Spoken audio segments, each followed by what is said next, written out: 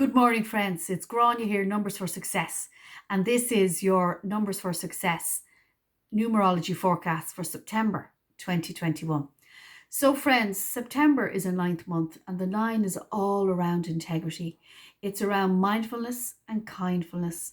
It's around raising the vibration of your life and also the lives of those around you.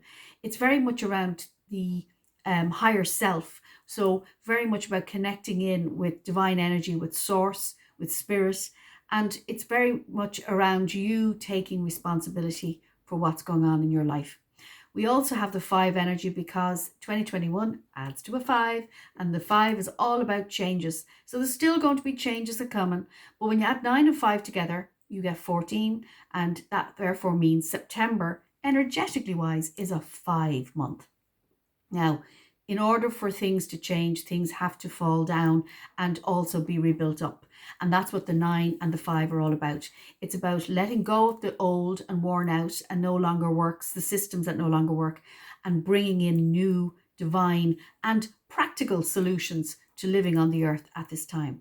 So we also have the 5 elements, which are very much playing a part at the moment. We are currently in the sign of Virgo, which is about the earth. We also have, and so it's grounding yourself, air, which is associated with Aquarius. We're in the age of Aquarius. We have fire. We've just left that in Leo. We have water. We'll have a full moon in Pisces on the 20th. And of course, we've ether. Now, the ether brings all the elements together, and it represents the subtle energy essences of all things in the esoteric field that surrounds everything and everyone. So basically it's energy, and the ether brings all those elements together. And in Sanskrit, which is one of the most ancient languages, ether is the word akasha, and akasha relates to the Akashic records. And the Akashic records are basically all of our thoughts, words and deeds as humans on the earth at this time is in the Akashic records. And when we make our transition, so it's said, we then review our records and how we did. So let's try and do the best we can. So some key dates numerology wise for us all while we go through this, as we continue to co-create in this planet on this earthly experience right now.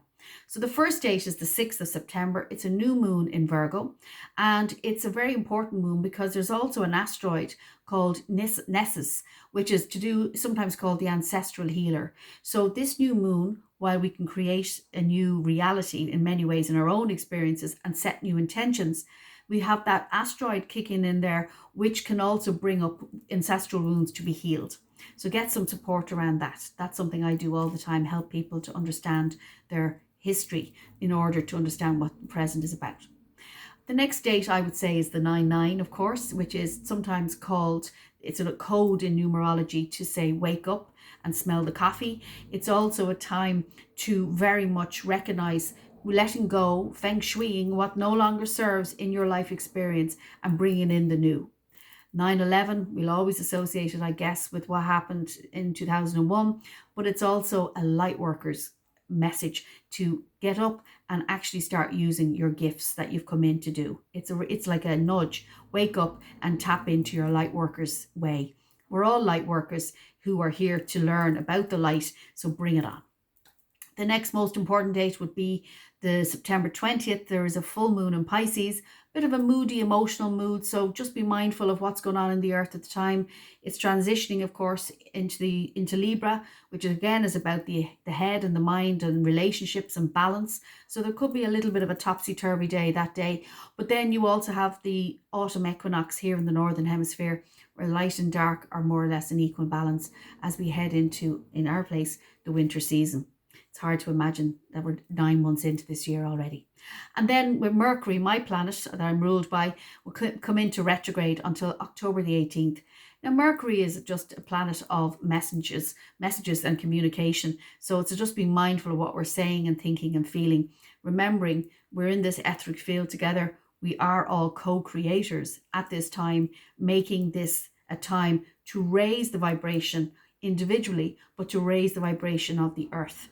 And I feel it's very much a time about forgiveness, letting go, let God, surrendering, and then bringing in the possibilities that you can create to bring and change the world that you're currently living in, and also the timeline that you're living in.